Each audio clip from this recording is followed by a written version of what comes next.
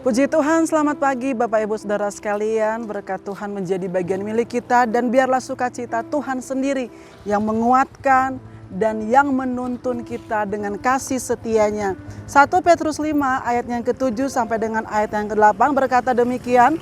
Serahkanlah segala kekhawatiranmu kepadanya, sebab ia yang memelihara kamu.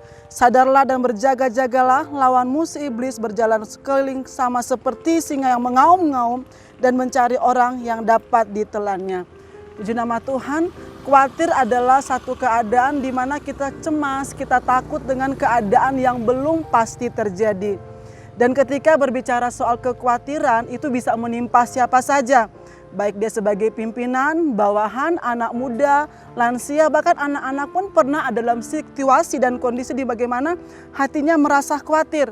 Lewat kebenaran firman Tuhan yang sudah kita baca tadi, bagaimana caranya supaya kita dapat melewati, mengatasi kecemasan yang kita alami. Kecemasan yang berlebihan atas segala sesuatu yang efeknya negatif, yang bisa merusak kehidupan kita secara pribadi.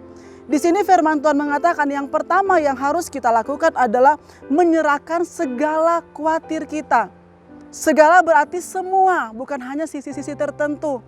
Kadangkala kita mengatakan kita sudah serahkan kepada tangan yang tepat, kepada ahlinya. Bahkan lebih lagi kita secara rohani orang yang tahu Tuhan, yang mengerti tentang kekuasaan Tuhan, kita mengatakan saya sudah serahkan khawatir saya, kecemasan saya kepada Tuhan.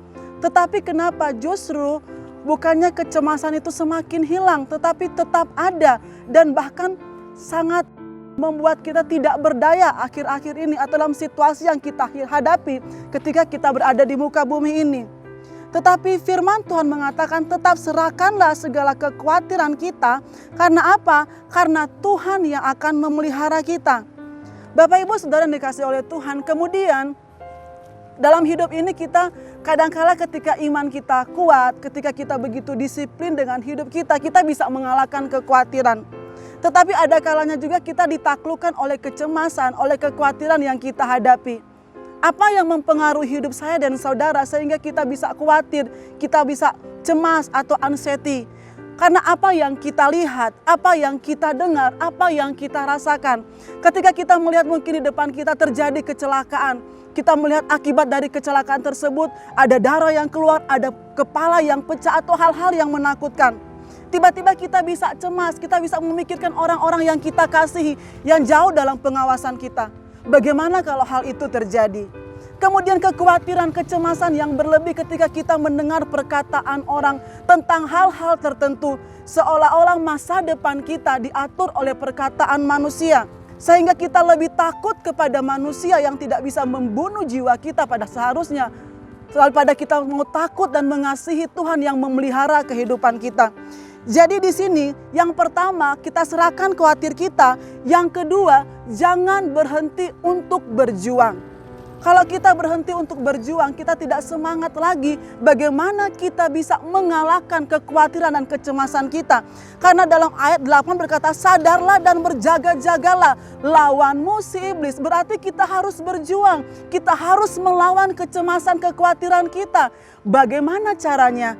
Di dalam nama Tuhan Yesus Kristus. Dalam nama Yesus ada kemenangan. Kita mau menang melawan kekhawatiran kita. Jadi serahkan khawatir kita, berjuang. Orang berjuang itu berarti dia mau melawan, dia tidak mau menuruti kekhawatirannya. Karena apa? Singa, ada iblis yang mengaum-ngaum. Dia terus memperdengarkan, dia terus memperkatakan hal-hal yang bisa membuat kita menjadi khawatir. Membuat saya dan saudara menjadi cemas akan kehidupan ini. Saudaraku sekalian, Tuhan tahu apa yang menjadi kekhawatiran kita hari-hari ini. Tuhan tahu apa yang menjadi begitu banyak pikiran dalam hidup kita. Ketika peperangan datang dalam pikiran kita, firman Tuhan katakan lawan. Jangan kita biarkan diri kita. Kita bisa menolong hidup kita karena kita tahu kita punya penolong yang agung. Kemudian apa? Ketika kita sudah serahkan kepada Tuhan, ketika kita sudah berjuang, kita mau lawan. Ada kalanya kita tidak bisa mengendalikan segala situasi yang ada. Tetapi ingat, ketika kita rasanya kita tidak bisa kendalikan sikon yang ada, kita sudah berusaha semampu kita.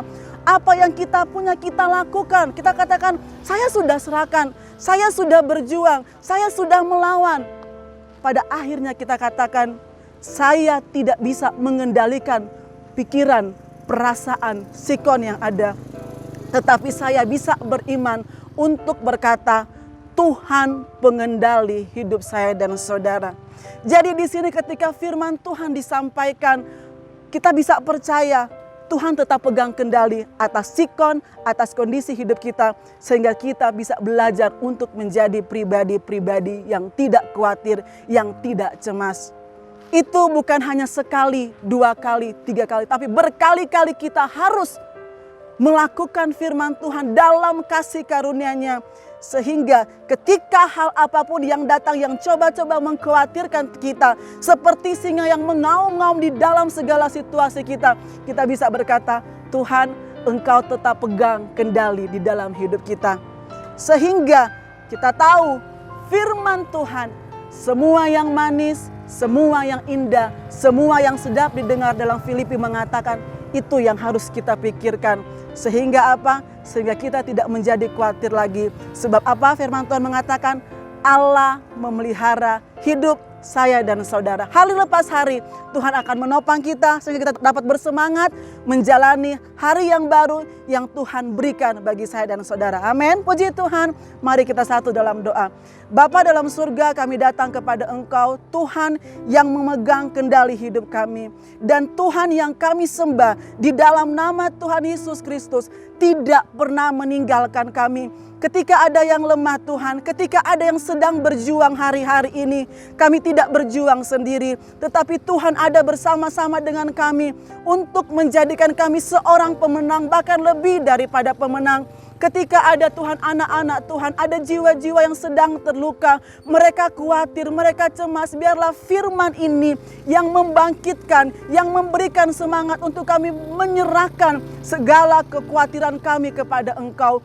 Tuhan Yesus, Engkau menyembuhkan yang sakit, disuruhkannya firman, maka disembuhkannya kami. Tuhan yang memelihara kami, Tuhan yang mencukupkan kami, Tuhan yang melimpahkan kami dengan damai sejahtera-Mu. Berkati Bapak Gembala, berkati Ibu Gembala, berkati umat-umat-Mu di gereja lokal kami, bahkan lebih luas, berkati umat-umat-Mu di bangsa Indonesia kami. Tuhan menolong, Tuhan memelihara pemerintahan kami. Kami bersyukur, kami menyembah Allah yang hidup. Kami bersyukur Allah yang memegang kendali hidup kami. Dan ketika Engkau pegang kendali dalam hidup kami, Tuhan tidak membawa kami kepada sesuatu yang mencelakakan. Tetapi Tuhan bekerja bersama-sama mendatangkan kebaikan. Hari yang baru kami serahkan dalam tangan-Mu. Tuntun kami Tuhan di dalam kasih karunia dan kemurahan-Mu. Di dalam nama Tuhan Yesus Kristus. Haleluya. Amin.